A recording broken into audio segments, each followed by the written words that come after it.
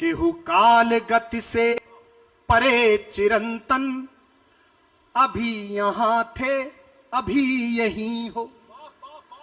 कृष्ण अकेले पुण्य पुरुष हैं जिनसे 2 युगों में 2 महिलाओं ने प्रेम किया। द्वापर में राधा ने और कलयुग में हमारी मां मीरा ने। और दुनिया की हर स्त्री अपने पुरुष से, प्रेमी पुरुष से इस बात पे नाराज रहती है कि दूसरी महिलाओं को प्रेम क्यों करता है। अकेले योगेश्वर कृष्ण हैं जिनसे सब प्रेम करती हैं और सब आपस में भी प्रेम करती हैं कि हम सब प्रेम करते हैं। जय जय जय जय। बापू, हमारे बाबा सूरदास ने कहा राधा से बोले नहीं 4-5-6 दिन कृष्ण, बोले नहीं, बात नहीं की तो राधा नाराज हो गई। तो राधा उपवास पे चली गई। दुनिया का पहला आमरण अनशन और दुनिया की पहली आत्महत्या की चेतावनी, धमकी सूरदास ने लिखी। आपकी तालियां गूंजेंगी। उन्होंने कहा कि राधिका जी हैं तो जी हैं सखी, न तो पी हैं हलाहल नंद के द्वारे। नंद के दरवाजे पे जहर पी के मरेंगे, नहीं तो राधिका के साथ बात करो। ये केवल कृष्ण को प्राप्त था। तब मैं कहता हूं केहू काल गति से परे चिरंतन, अभी यहां थे अभी यहीं हो। कंप्लीट मैन पूरी प्रकृति में केवल एक हुआ जिसने बचपन जिया तो ऐसा कि आज भी लाड़ में भारत की हर मां अपने बेटे को कान्हा कहती है। जिसने जवानी जी तो ऐसी कि इश्क में पागल लड़के को कॉलोनी में लोग कहते हैं बड़ा कन्हैया बना फिरता है। जिसने युद्ध रचाया तो ऐसा कि 5 निर्वासित बच्चों को विश्व की सबसे बड़ी अक्षौणी सेना के सामने विजय दिलाई। और जिसने ज्ञान दिया तो गीता जैसा उस पर 1000 नोबेल पुरस्कार कुर्बान किए जा सकते हैं। तब मैं उस कान्हा पर पढ़ रहा हूं। केहू काल गति से परे चिरंतन, अभी यहां थे अभी यहीं हो।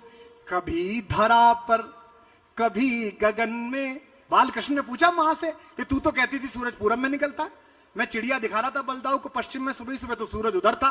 तो मां ने कहा तुझे क्या पता, तू त्रैलोक के क्या स्वामी है, जिस दिशा में इंगित कर देगा सूर्य और चंद्रमा को उधर जाना ही पड़ेगा। ये उनका काम है कि कभी धरा पर कभी गगन में, कभी कहां थे कभी कहीं हो। तुम्हारी राधा को भान है तुम सकल चराचर में हो समाये। बस एक मेरा है भाग्य मोहन के जिसमें होकर भी तुम नहीं हो।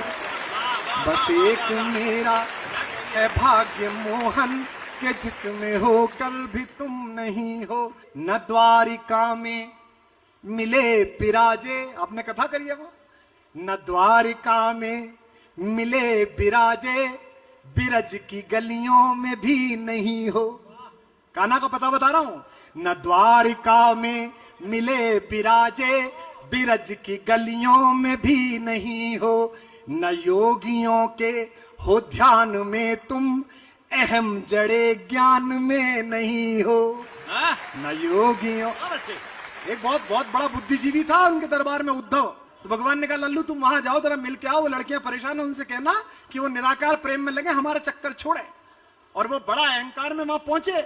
हमारे जगन्नाथ प्रसाद रत्नाकर ने कहा है कि आए लौट लज्जित, नवाए नैन ऊधो, अब सब सुख साधन को सूदो सो जतन ले।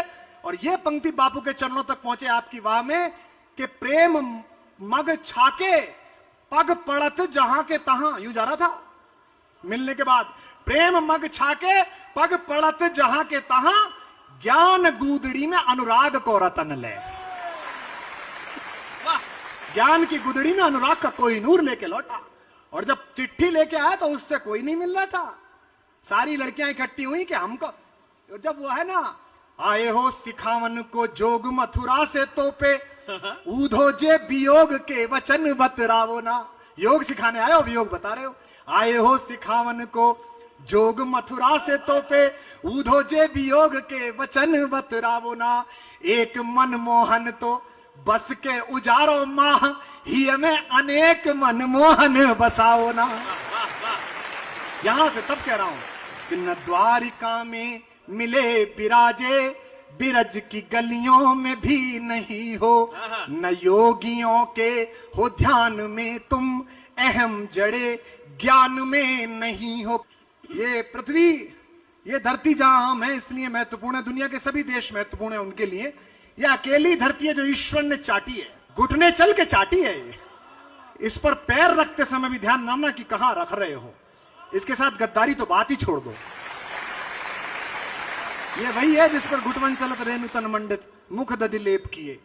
ये अकेली धरती है जहां हमारे राम उस अजिर में लोटे हैं, जहां इक्ष्वाकु की परंपरा पैदा हुई है।